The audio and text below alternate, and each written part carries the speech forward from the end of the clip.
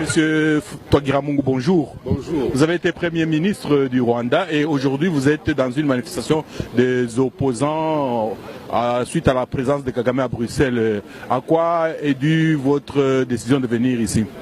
D'abord, je suis un opposant à partir du Rwanda jusqu'ici à l'étranger. Ça, c'est un. Deuxièmement, je ne peux pas m'asseoir chez moi quand il y a quelqu'un qui est protégé, je dis bien protégé par la communauté internationale, malgré les crimes qu'il a commis et malgré le fait que monsieur ne veut pas la démocratie ni nous accorder la liberté de rentrer chez nous. Vous comprenez? Donc j'ai beaucoup de raisons pour ce faire. Et vous dites protéger.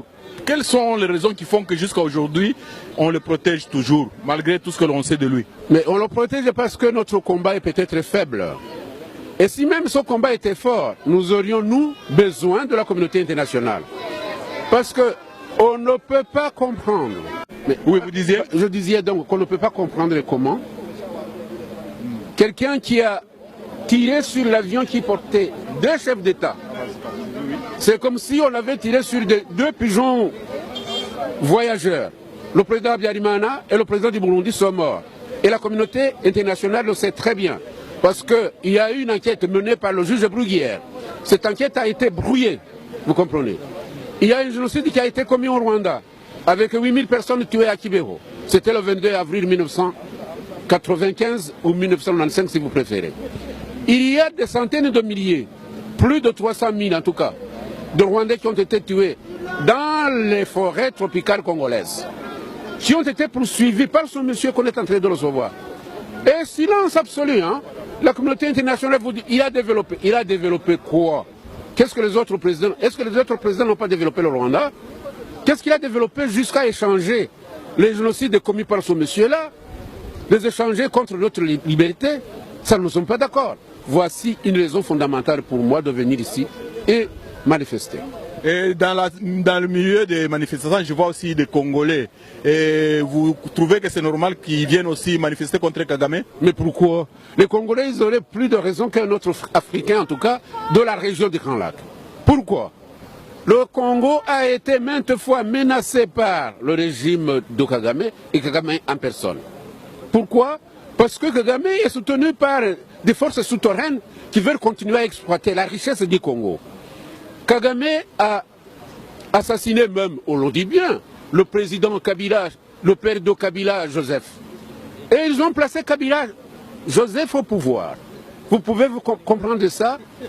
Monsieur Kabila, Joseph est au pouvoir, il gouverne pour le compte du président Kagame et il gouverne par d'autres forces souterraines aussi qui le soutiennent.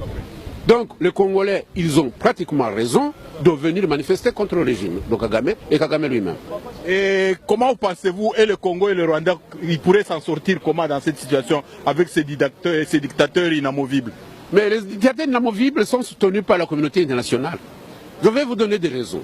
Je vous ai dit, Kagame est accusé, par nous au moins, d'avoir assassiné deux présidents, le président rwandais Habyarimana et le président du Burundi. Deuxièmement, Kagame a commis des crimes connus. D'abord, en tuant les deux présidents, il a provoqué le génocide au Rwanda.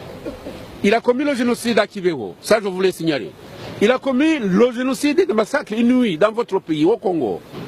Et tout ça est connu par le rapport, qu'on appelle rapport Mapping Report.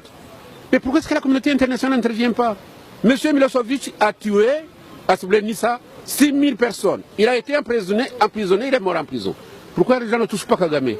Parce que Kagame est assis sur une richesse, hein? Ce qu'ils appellent en anglais strategic minerals, qui sont voulus par les sociétés internationales, hein? Et la plupart de ces minerais passent par le Rwanda. Le Rwanda sert de pont maintenant entre les pays occidentaux et le Congo. Le Congo est devenu un pays pauvre à cause de la complicité de la communauté internationale.